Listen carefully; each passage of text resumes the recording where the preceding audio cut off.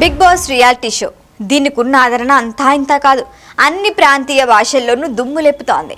ఏడాదికి 100 రోజుల పాటు ప్రసారమయ్యే ఈ షో కోసం ఎదురు చూస్తారు. వస్తుందంటే చాలు టీవీలకు అతుక్కుపోతారు. అంతలా ప్రేక్షకాదరణ పొందిన ఈ రియాలిటీ షోకి షాక్ తగిలింది.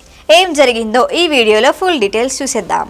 పక్కింట్లో ఏం జరుగుతుంది, వాళ్ళ వ్యక్తిగత జీవితం ఏంటి, వాళ్ళ బ్యాక్గ్రౌండ్ ఏంటి, ఇలాంటి విషయాలపై ఆసక్తి ఉండేవారి సంఖ్య ఎక్కువే. అందుకే బిగ్ బాస్ రియాలిటీ షోకి అంత ఆదరణ దక్కింది. హిందీ తర్వాత సౌత్లో అన్ని భాషల్లోనూ ఓ రేంజ్లో సక్సెస్ అయింది బిగ్ బాస్. ఈ షో వల్ల నిర్వాహకులకి లాభమే తప్ప నష్టం అనే మాటే లేదు. అందుకే ఏడాదికో సీజన్తో వచ్చేస్తున్నారు. అయితే లేటెస్ట్గా కన్నడ బిగ్ బాస్ రియాలిటీ షోకి షాక్ తగిలింది. కిచ్చా సుదీప్ హోస్ట్ చేస్తున్న కన్నడ బిగ్ బాస్ ప్రస్తుతం 12వ సీజన్ నడుస్తోంది. బెంగళూరు సౌత్ జిల్లాలో బిడది వద్ద ఉన్న ఈ షో సెట్ను తక్షణమే మూసివేయాలని కర్ణాటక రాష్ట్రం కాలుష్య నియంత్రణ మండలి ఆదేశాలు జారీ చేసింది.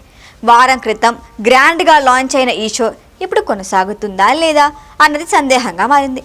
Wells Studios and Entertainments private limited సంస్థకు అక్టోబర్ 6న కేఎస్పీసీబీ నుంచి నోటీస్ అందింది. స్టూడియో కార్యకలాపాలను తక్షణమే నిలిపివేయాలన్నది ఆ నోటీసులో సారాంశం. కానీ వారి నుంచి సరైన స్పందన రాకపోవడంతో కాలుష్య నియంత్రణ మండలి సీరియస్ అయింది. అందుకే హౌస్ మూసివేయాలని షాక్ ఇచ్చింది.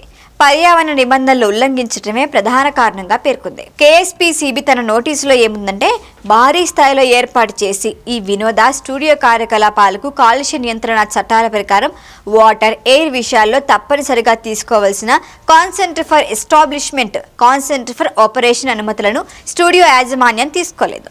స్టూడియో ప్రాంగణం నుంచి వస్తున్న మురుగునీరు శుద్ధి చేయకుండా పబ్లిక్ డ్రైన్లలోకి విడుదలవుతోంది. ఇది జల కాలుష్యానికి దారితీస్తోందన్నది బోర్డు గుర్తించింది. ఈ మేరకు బిగ్ బాస్ నిర్వాహకులకు కేఎస్పీసీబీ నోటీస్ ఇచ్చింది.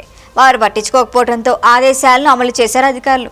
బిడది పారిశ్రామిక ప్రాంతంలో ఉన్న ఈ బిగ్ బాస్ సెట్ కర్ణాటక రాష్ట్రంలోని అతిపెద్ద రియాలిటీ షో లొకేషన్లలో ఒకటి.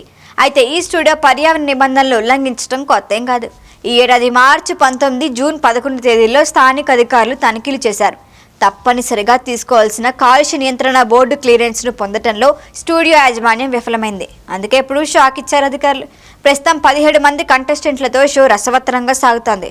మరి షో ఆగుతుందా, వేరే ప్రదేశంలో కొనసాగుతుందా? ఈ అడ్డంకి నిర్వాహకులు ఎలా అధిగమిస్తారో వెయిట్ అండ్ సీ. ఈ వీడియో కనుక మీకు నచ్చినట్టయితే లైక్ చేయండి, షేర్ చేయండి, సబ్స్క్రైబ్ చేయండి. అలాగే పక్కనే ఉన్న బెల్ ఐకాన్ని క్లిక్ చేయండి.